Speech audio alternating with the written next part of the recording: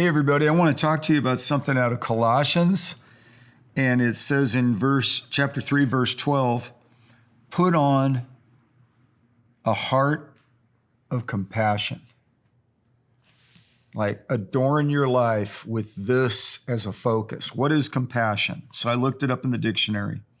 It's a deep awareness of the suffering of another person, accompanied by the wish to relieve it.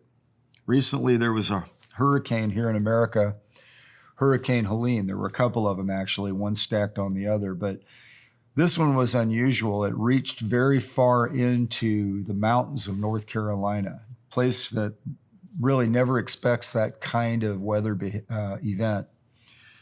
And immediately, we had a couple of teams go in and try to locate people sort of off the grid, sort of out in obscurity.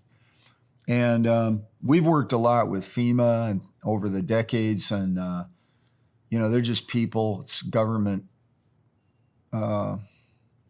institutionalized approach, and it's populated by people. So nothing's perfect. So you don't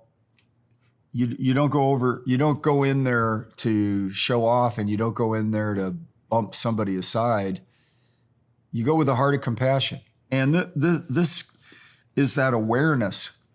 And I think about years ago, our own church experienced a devastating flood where we had over 10 feet of water in our building, not 10 inches, 10 feet. It pretty well trashed the environment for a while. And it's mind-numbing and it's hurtful. And, I was watching the news with this Hurricane Helene, and they just had Thanksgiving. This woman was being interviewed, and you could feel her pain. And she wasn't exuding self-pity. She was hurting. She wasn't crying, but her eyes were about ready to. And you felt the ache of it. And she said, yeah, we couldn't have Thanksgiving in our homes, and it's unlikely we're going to have Christmas in our homes. Well, things we take for granted, all of a sudden, it's disruptive to the rhythms of the, personal family traditions that people work hard to develop and look forward to, to gather family, friends, grandkids, and so forth. And I think we have to cultivate a heart of compassion. I studied years ago about empathy and sociopathic behavior. There's a lot of information out now about narcissism. And it's believed by the psychology world that due to whatever episodes happened in childhood, perhaps, there wasn't compassion presented. I heard one person say the mother and father are drugged and unconscious on the couch while the baby has soiled or urinated in its diaper and is burning and screaming, and nobody responds. And even in that infant state, the psychologist said that they develop a sense that you don't get a response when you're in need. So you shouldn't give a response when there's need. And that's just it in a nutshell from my impression of it. I'm sure it's, it's more lengthy and more, detailed way to look at that. But this says whether we've been treated really well or we've been brutalized and ignored, we're to cultivate and put on a heart of compassion.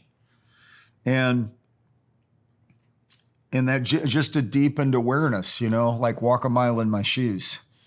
And I reference when I go to hurricanes, tornadoes, earthquakes, fires, wars, those types of things, I just do I remember when this happened and how it made me feel.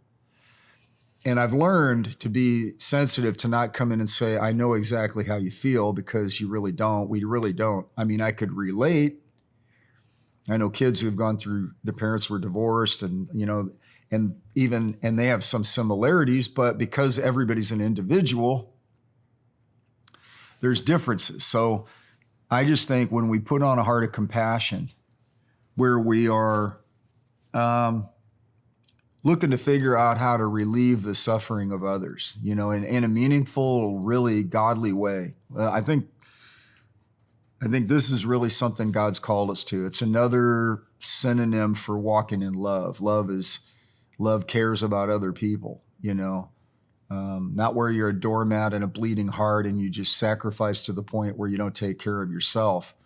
I think we love our neighbor as ourselves, and we give ourselves compassion. We take a look at God. God has compassion toward us. The Lord is compassionate and gracious. Psalm 103:8, slow to anger and abounding in loving kindness. Psalm 103:4, that he has crowned us with loving kindness and compassion. So it's there. We just need to walk it out. God bless you.